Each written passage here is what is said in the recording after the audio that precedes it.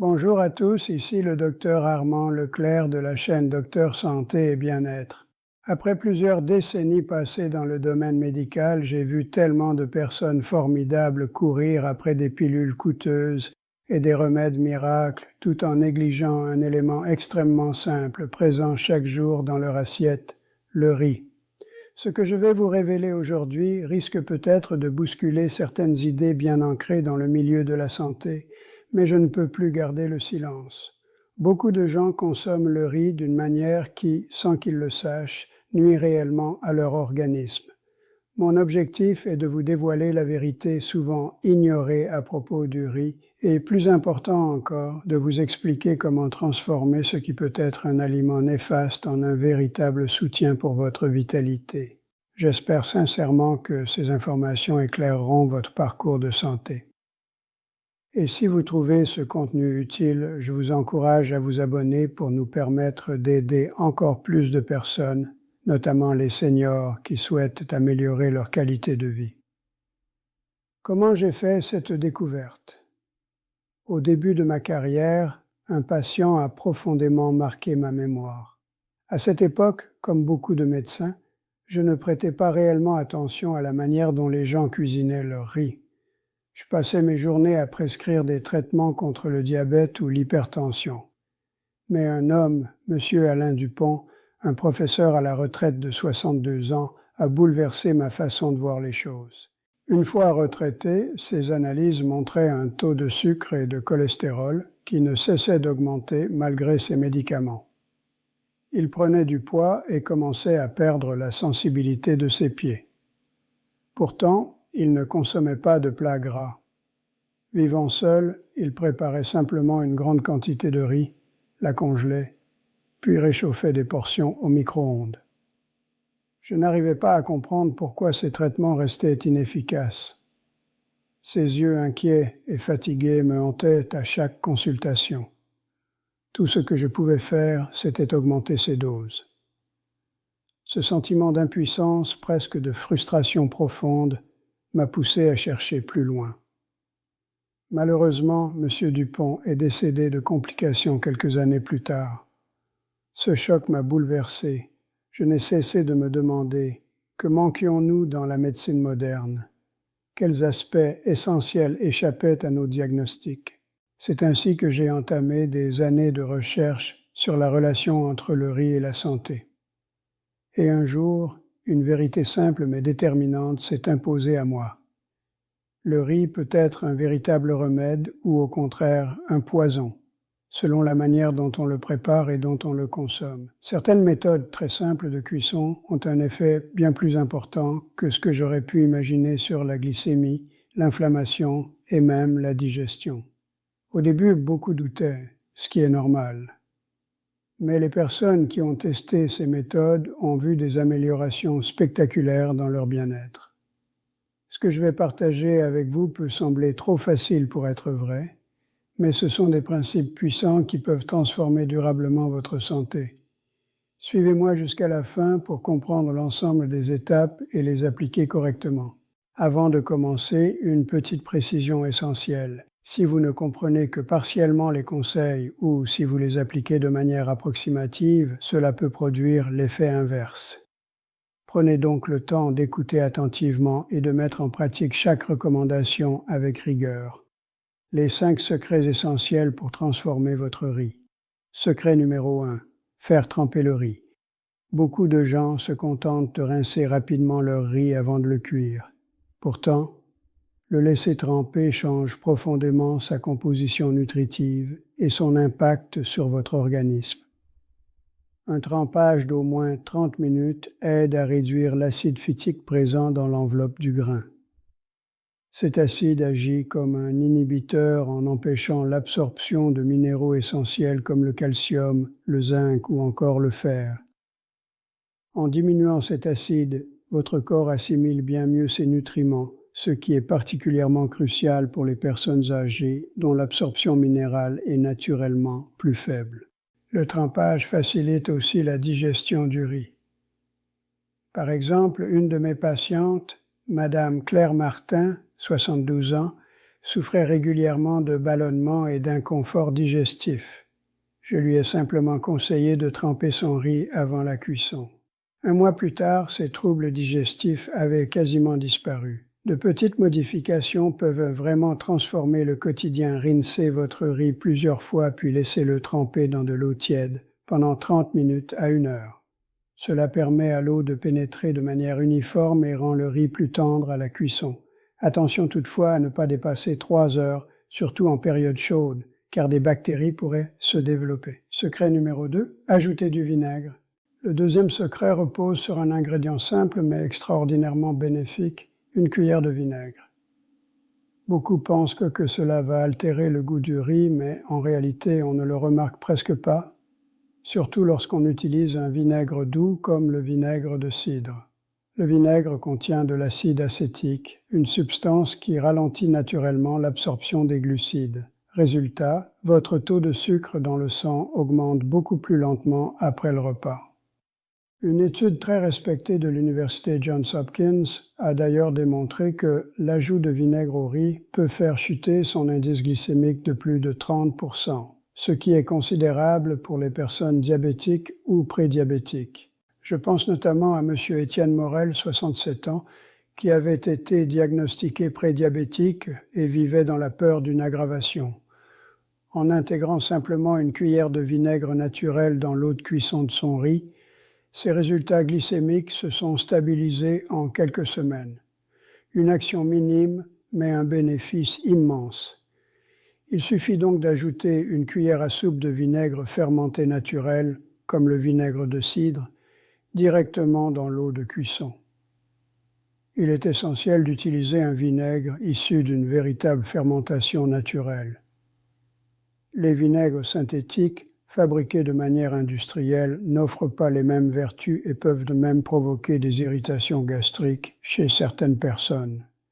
Si vous avez une digestion fragile, commencez par une demi-cuillère, puis observez comment votre organisme réagit. C'est un geste minime, mais aux effets potentiellement considérables. Secret numéro 3. La règle d'or du mélange avec les flocons d'avoine. Notre troisième secret consiste à intégrer l'avoine de manière réfléchie dans votre alimentation. Beaucoup connaissent déjà les multiples bienfaits de l'avoine, mais peu réalisent à quel point la quantité et la manière de la consommer influencent réellement ses effets. Les flocons d'avoine sont riches en bêta-glucane, une fibre soluble particulière. Une fois dans le corps, ce bêta-glucane se comporte comme une petite éponge bienveillante, capable d'absorber l'excès de cholestérol dans les vaisseaux sanguins avant de l'évacuer naturellement. Ce processus agit comme un nettoyage interne, améliorant la circulation et réduisant l'encrassement des artères. De plus, l'avoine ralentit le passage des aliments de l'estomac vers l'intestin grêle, ce qui évite les hausses brusques de la glycémie après les repas. Une étude de l'Institut national de la santé a montré que l'association du riz avec une petite proportion d'avoine permettait de ralentir de 43% la montée du taux de sucre dans le sang. J'ai eu une patiente de 75 ans, Madame Jeanne Bérard, qui souffrait d'un cholestérol élevé et montrait les premiers signes de prédiabète. Très inquiète, elle a suivi mon conseil en ajoutant simplement entre 5% et 7% de flocons d'avoine à son riz quotidien. En 3 mois, son cholestérol avait nettement diminué et sa glycémie s'était stabilisée. Son soulagement était immense. Pour réaliser ce mélange chez vous, utilisez une tasse de riz, environ 150 grammes, puis ajoutez une cuillère à café à une cuillère et demie d'avoine. Cela correspond à ce que nous appelons le ratio d'or, entre 5% et 7%.